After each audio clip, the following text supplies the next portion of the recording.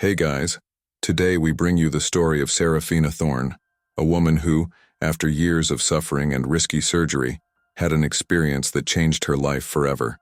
She crossed over into the celestial realm and heard God's own voice, receiving a divine mission to share a powerful truth with us all.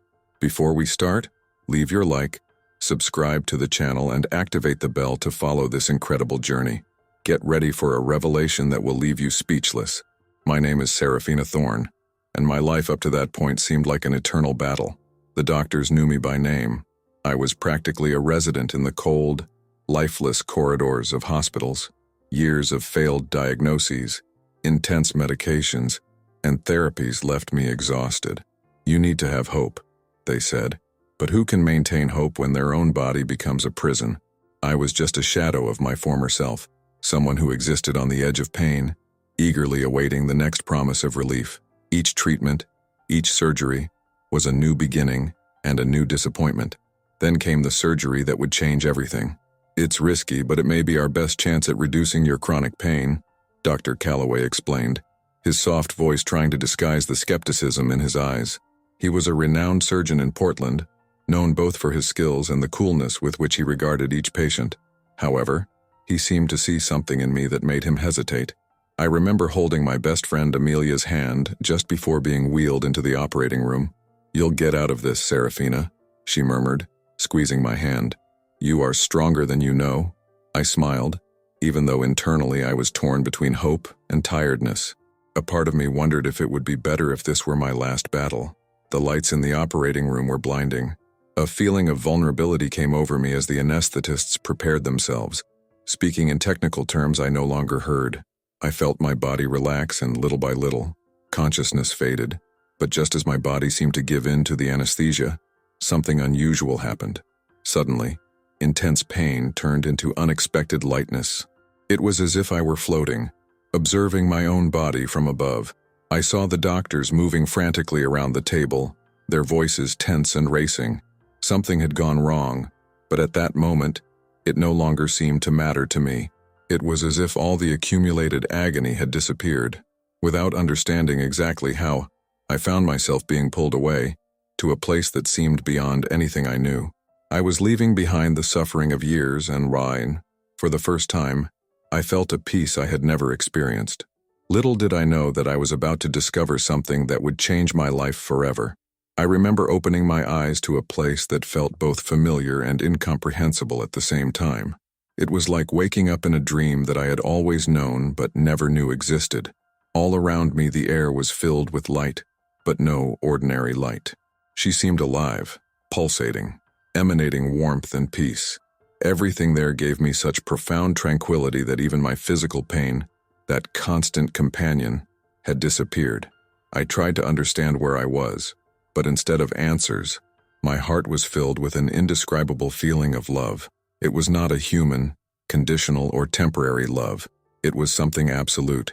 It enveloped every part of me and filled me in a way I had never experienced. It was as if all the emptiness I had felt over the years had been filled. As I took in the heavenly scenery, figures began to form around me. Some danced with an ethereal grace, floating as if they were part of the light itself. Their shapes were indistinct, but their presence was unmistakable. I knew I was in the presence of divine beings, and a wave of awe and gratitude washed over me. Among these figures, I recognized Buddha, serene and imposing, radiating a contagious peace. Other deities were also there, representing a union that transcended the barriers of human religions. And then, I felt something even more powerful approaching. I didn't see a shape, but there was an undeniable presence, an indescribable force. A voice resonated in my mind and heart at the same time, as if it was echoing in every cell of my being. It was the voice of God. "Seraphina." The voice pronounced my name with a love and compassion that brought tears to my eyes. God spoke into my pain, recognizing the burden I carried, and comforted me in a way words could never express. Each sentence was like a balm that dissolved any trace of doubt about my faith. I felt, in a profound way, that I was always accompanied, even in moments of greatest suffering. "You can choose," the voice continued. "You can remain here, in this place of peace, or return and help others find relief from their own suffering." That choice echoed in my soul, For a moment, I thought about staying there, where there was no pain, where everything was perfect. But then I imagined the people I knew, each with their own pains and doubts. I wanted everyone to experience that peace. My mission became clear. With one last look at that heavenly realm, I chose to return, knowing that my life would never be the same. When I decided to return, I felt an incomparable lightness, but also a gentle sadness, as if I was leaving behind a piece of paradise. At the same time, something filled me, a conviction that my choice was part of a greater purpose. I felt one last warmth from that divine presence, a sense of parting and blessing, and then I was pulled back. I woke up in the operating room, surrounded by the sound of machines and the voices of doctors. I opened my eyes and met Dr. Calloway's gaze, who seemed relieved and perplexed at the same time. He must have been used to tense situations in the operating room, but there was something in his eyes that indicated that what he had witnessed in that operation was something beyond the ordinary. Over the next few days, he would come to my room to monitor my recovery.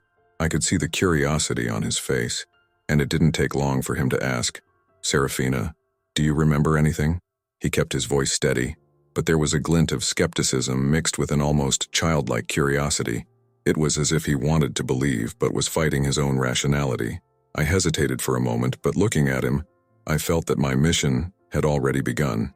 "Yes, Dr. Calloway, I remember. I've been somewhere else." He frowned but didn't interrupt. I felt something I never thought possible. I was in a place of absolute peace, where everything made sense. God spoke to me, and spiritual figures were there. He gave me the choice to stay or go back, and I chose to come back. Calloway's expression of skepticism dissolved into a mixture of fascination and discomfort. Did you find God?" He seemed to struggle with the words as if the concept was difficult to process. "And you decided to go back?" "Yes," I replied with a calm that seemed to come from somewhere else. "I came back because there are people who still need help, and I want to do that." Over the next few weeks, Dr. Calloway became an unexpectedly close figure. He spent more time by my side, and his curiosity never seemed to cease. Little by little, I realized that he, a man of science and skepticism, was slowly being touched by the depth of what I shared. On some level, he started to believe it. That decision to return to the physical world was the first step on a transformative journey, and knowing that my story was impacting someone like him was the first sign that my mission was just beginning. My life would now have a new purpose, and with that, I felt a responsibility to do something meaningful. My choice to return had been the first act of a greater calling. When I left the hospital, something in me had changed profoundly. The world seemed more vivid, the colors were more intense, the voices were clearer, as if I were living in a new level of consciousness. I knew that my choice to return carried an immense responsibility, and at the same time, a sense of peace and purpose that I had never felt before. Everything around me seemed to pulse with life and purpose, something I never noticed in the chaos of the daily routine. My friend Amelia was the first to notice my transformation. When he saw me, his eyes filled with tears. "You look different, Seraphina," she whispered, still in disbelief. "I don't know how to explain it, but it seems like you carry something divine inside you now." "I feel that way too," I replied, smiling. "Something in me changed forever, and now I feel like I need to help others find this peace, this healing that was revealed to me." Amelia, being a spiritual person by nature, understood immediately. She had always believed in forces beyond human understanding, and now she was more excited than ever to help me move this mission forward. We started organizing small get-togethers in my home where I shared my story with those who wanted to listen. The response was instantaneous. People were hungry for connection, for greater meaning. At one of these sessions, a man named Gabriel Stone showed up. He was a young patient dealing with chronic pain, someone who found himself stuck in a cycle of unsuccessful treatments, just as I once was. His disbelief was evident, but as he listened to my story, I saw a spark of hope in his eyes. He approached me after the meeting, his voice shaking. "Do you think I can also feel this peace you described?" "I don't think so, Gabriel. I know you can," I replied firmly. "Peace and healing are within each of us, and I will help you find them." Amelia and I expanded the meetings, holding meditation sessions, energy healing, and, most importantly, honest conversations about what it really means to live a life of purpose. During these meetings, I shared the practices that God had inspired me during my experience, the importance of calming the mind, releasing emotions, and restoring energy. To my surprise, with each person who joined the group, I felt my purpose strengthened. I saw lives being transformed, people finding relief and peace where before there was only pain and despair. Gabriel, for example, began to open up emotionally, freeing himself from old resentments that tied him to suffering. In every smile, in every hug I received at the end of the sessions, I felt the return of that heavenly peace, confirming that my mission was real and true. Little by little, I realized that my life had become a channel for healing. My own suffering had not been in vain. He had prepared me for this moment, to help others find what I found. With each person who left the sessions with a little more hope, I felt that my purpose was being fulfilled. And with that, my healing mission became clearer, like a light that only increased in intensity. I soon realized that the healing we sought could not just be spiritual or emotional. The body also demanded attention. In the meetings he held, many people, like Gabriel, brought a long history of physical suffering. Their stories were mirrors of mine, full of diagnoses, failed treatments, and a feeling of being trapped in pain. It was clear to me that if my mission included healing, I could not ignore the body. I began to study more deeply physical healing therapies that complement conventional treatments. Amelia introduced me to Reiki, a practice that fascinated me from the beginning. The idea that our vital energy could be channeled and balanced to alleviate suffering made sense in an almost instinctive way to me. After a few weeks of practice, I began incorporating Reiki into our sessions. It was amazing to see how people responded, often reporting immediate relief after the sessions. "It's like a lightness comes over me," Gabriel told me one day, after a Reiki session. His eyes sparkled with a renewed hope, something I had never seen before. He approached me with a shy smile. "I always thought pain was part of who I was, but you showed me that maybe I can be more than that." His words touched me deeply, as I myself had already felt the weight of believing that my pain was a sentence. Now, however, I understood that the body responded to the love, attention, and care we gave it. I began to encourage participants to adopt practices that favor physical healing, combining medical treatments with alternative therapies. I suggested that they explore acupuncture, meditation, light exercise, and, most importantly, that they take care of their diet and daily habits. In one of the sessions, I felt the need to share something I had learned in the celestial kingdom, that our bodies are sacred temples, instruments given to us to manifest our light. I spoke with a passion that surprised even myself. Every cell in our body responds to what we put into it. Healing is deeper when we commit to it on all levels: physical, mental, emotional, and spiritual. Amelia helped me organize practical workshops where we taught how to incorporate these habits into everyday life. Participants began reporting small victories: pain-free nights of sleep, improved mobility, a well-being that previously seemed unattainable. Seeing the physical transformation in them was confirmation that my choice to return to Earth had been right. Suffering was not a sentence of eternal pain, but a call to care for ourselves completely and deeply. These sessions were also a lesson for me. As I taught about body healing, I felt my own body respond, strengthen, and become a living reflection of what I was learning and sharing. With each step, my mission of physical healing expanded, integrating practices and knowledge that previously seemed distant. And so, with every touch, every word of encouragement, and every moment of care, I saw that the path to physical healing was, in fact, a vital step in the journey of illuminating the soul. Physical healing was an important step. But, when living with people in pain, I realized that emotional suffering often weighed as much as, or even more than, physical suffering. I saw the impact of accumulated hurt, resentment, and anger, which manifested itself in the body and soul of each person who sought healing. I knew that to really help them, I would need to address this invisible side as well. Amelia, with her intuitive wisdom, used to say, "Seraphina, what we don't express imprisons us." These words remained engraved in me, echoing each time a new person arrived in our group, bringing pain that went far beyond the physical.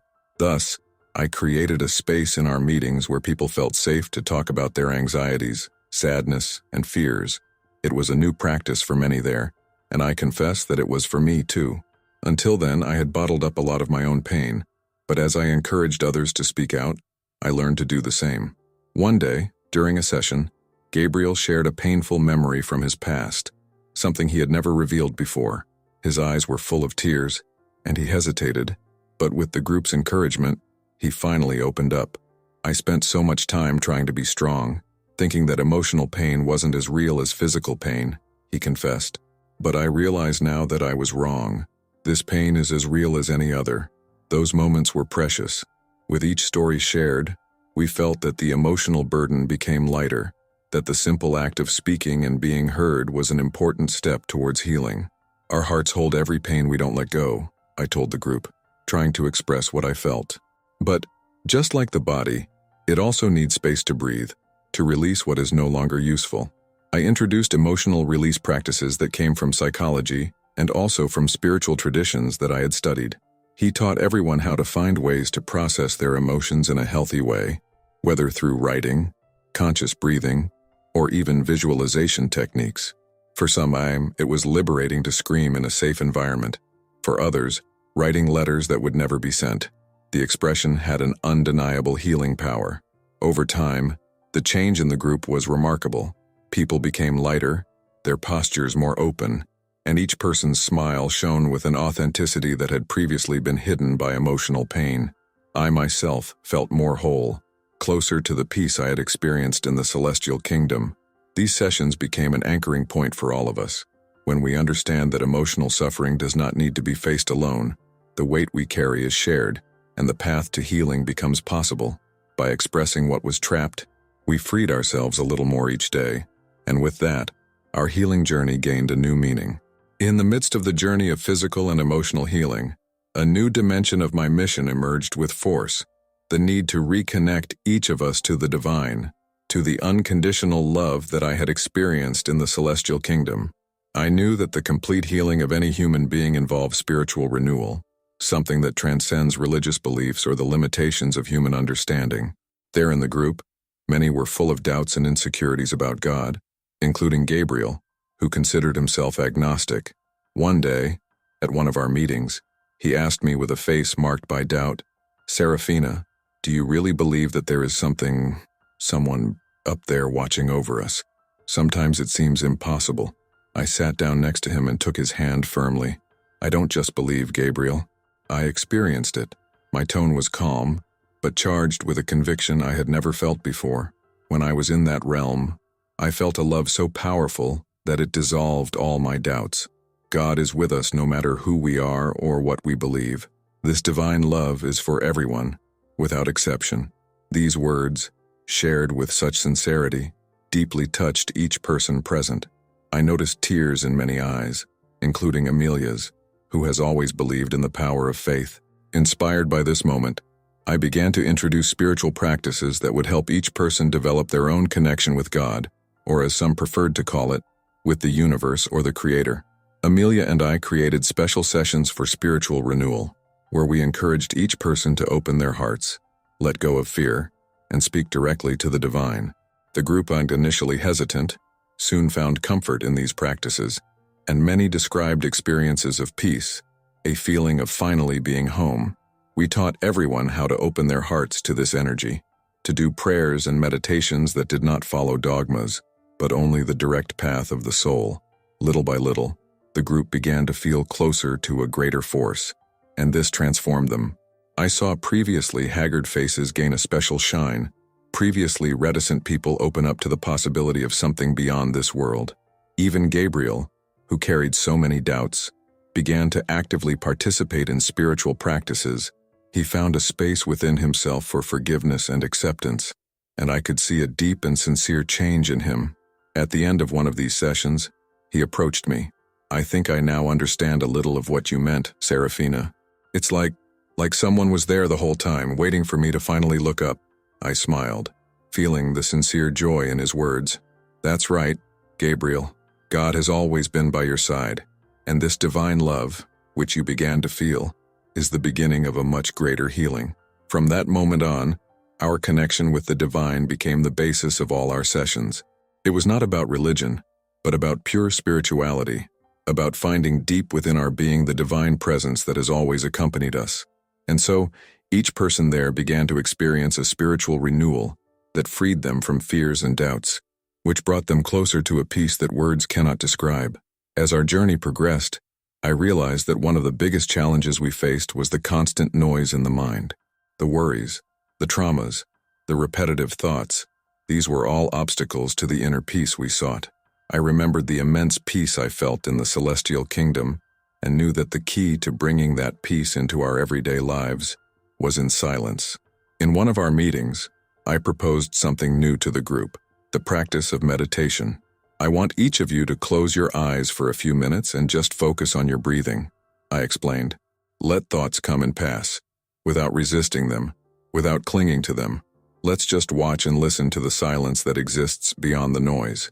Some, like Amelia, already practiced meditation and easily entered the state of stillness. Others, like Gabriel, hesitated. He looked at me with a mixture of curiosity and fear. I don't know if I can, he admitted. My mind never stops thinking. I sat down next to him and smiled. Believe me, Gabriel, no one starts out knowing. Meditation is a practice. All we need to do is take the first step, even if it seems impossible. You don't need to control your thoughts. Just watch them like clouds passing by. With this guidance, we guided the group into the first moment of deep silence. The first few minutes were difficult for many, and some even opened their eyes, uneasy. But, little by little, I felt that the room was filled with a different, lighter, almost sacred atmosphere. The air seemed to vibrate with a peaceful energy, and those few minutes of silence were, for some, their first real contact with inner peace.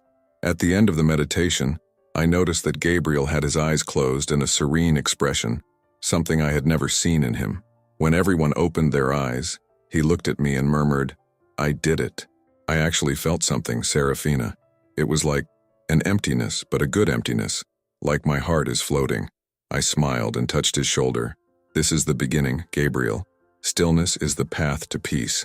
When we learn to calm the mind, we find a space within ourselves where we can hear the voice of the divine.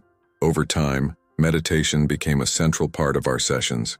Gradually, each one developed the ability to silence the mind, to create a space where peace could flourish. This practice not only brought calm, but also allowed each person to connect deeply with their own being, with the essence that we all carry, but which is often drowned out by the noise of everyday life. The practice of silence was liberating for many. Over time, group members began to incorporate these moments of meditation into their daily routines, and the results were surprising. Many reported less anxiety, greater mental clarity, and a peace that accompanied them even in the most challenging situations. I knew from watching these developments that meditation was one of the most powerful ways to rediscover the heavenly peace I experienced during my near-death experience. And by teaching this to the group, I felt like my mission to spread light and peace was being fulfilled, one breath at a time. As our healing journey progressed, I realized there was a recurring theme in the stories of everyone who sought help: suffering. For many, like Gabriel, suffering was something that held them back, a meaningless pain. During the sessions, one of the most frequently asked questions was, why do we need to suffer? I have also asked myself this question many times throughout my life, but the near-death experience brought new understanding to this issue, and I knew it was time to share it with the group. In one of our meetings, I started by calmly approaching the topic. I know that everyone here has a story of suffering. I know many of you wonder what the purpose of this is. During my experience, I understood that suffering is a teacher, even if it is sometimes difficult to accept. The group's eyes were fixed on me, and I felt each person's silent urgency to understand. I continued, trying to put into words what I had experienced. In the celestial kingdom, I realized that suffering is an opportunity for growth. It challenges us, takes us out of comfort, and forces us to look within. Every pain we feel has something to teach us, something that can strengthen us if we allow it. Gabriel, who was always more skeptical, raised his hand. But, Seraphina, it's difficult to see suffering as something positive when it destroys us little by little. How can we find purpose in something that causes us so much pain? I approached him and held his hand, feeling his desperate need for answers. I understand, Gabriel. Suffering is not easy to face. But think about this. Each time we overcome a difficulty, we become stronger, more compassionate, more aware of the pain of others. When we understand this, suffering loses part of its weight, as we begin to see it as a springboard for our evolution. The other members of the group began to reflect on their own pain. and the welcoming atmosphere encouraged each person to share. A woman named Evelyn, who had been battling a debilitating illness for years, sighed deeply before speaking. "I never thought of suffering like that. I always saw it as a punishment, something unfair, but if he can make me a better person, maybe I can try looking at him differently." That was a turning point for the group. People began to see their own stories in a new light. What once seemed like an unbearable burden began to transform into a path of growth. It was as if each person was discovering that their suffering, however intense, contained a seed of light. As I watched this transformation, I felt a deep gratitude for my own pain, something I never thought possible. I understood that everything I had been through, every tear, every sleepless night, every despair, had prepared me for this moment, to be able to help others see beyond the suffering. At the end of the meeting, Gabriel approached me with a reflective expression. "I think I finally understand what you mean, Seraphina.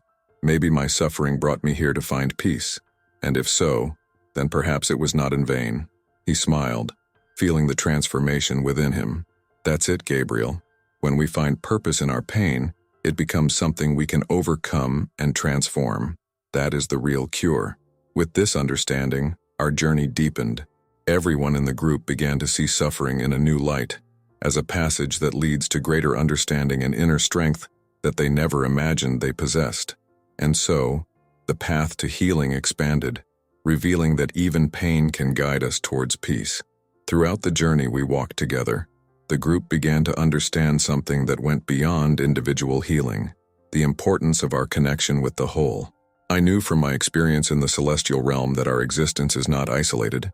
Each of us is a small flame of light that, when united with others, has the power to illuminate the world. This was a truth I felt deeply, and I knew that to complete my mission, I needed to share this vision with the group. In one of our last sessions, I proposed a different exercise. "Today, I want each of you to imagine yourself as a source of light," I began, taking in the attentive faces around me. "I want you to feel this light expanding, connecting with people here and then with the world outside. Visualize this light uniting with others, growing and transforming everything around it." The room fell silent as everyone closed their eyes, giving themselves over to the exercise. The energy in the room was palpable, and even with my eyes closed, I could feel the warmth of each soul there. After a few minutes, I asked them to open their eyes and share their experiences. Amelia was the first to speak. "It was like I could feel everyone's pain, but also the healing, the peace. It's a feeling that goes beyond words, as if we were all parts of one heart." Gabriel, with a soft smile, added, "I felt that I am not alone, that there is a greater force connecting us all. It's comforting to know that we're all in this together, even if life tries to convince us otherwise." These words resonated deeply with me. Seeing the group embrace the idea of spiritual unity, that each of us has the power to illuminate the world, was the fulfillment of everything I had hoped to achieve. I continued, with sincere emotion in my voice. "When we heal, we expand that light to everyone around us. Every small act of compassion, every smile, every word of support, it all creates waves that can transform the planet. We are not here to walk alone." That meeting became a starting point for something bigger. Many in the group began looking for ways to share this light in their own lives, through volunteering, supporting friends, and even small daily kindnesses. Gabriel, for example, started helping at a support center for people with chronic pain, sharing his own experience and inspiring others to see their difficulties as a possibility for growth. I also began to expand this message beyond meetings, accepting invitations to talks and spiritual gatherings. My mission was becoming a movement of hope and unity, something I could never have imagined when I was stuck in pain, questioning the meaning of life. I felt the light of the celestial kingdom flow through me, guiding my every word and action, and I knew that each person touched by this message would continue to expand it. At the end of one of our last sessions, I observed the group and felt a deep sense of gratitude. "You are living proof that when we unite in spirit and intention, we can transform the world," he said, feeling every word as an absolute truth. "Never forget that each of us carries this flame, and that our unity is what creates true healing and peace." With a smile and tears in his eyes, Gabriel stood up and, in a spontaneous gesture, everyone joined in a collective hug, a chain of souls united by something greater. At that moment, I was certain that my choice to return, to share what I experienced, was the right path. And so, with united hearts and renewed hope, we knew that our journey of healing and transformation was just beginning, a flame of light expanding to touch the entire world. If you liked this beautiful spiritual testimony, leave a like, comment on your impressions, subscribe to the channel, and don't forget to activate the notification bell to watch each new video and help us spread this message to a greater number of people. Until next time.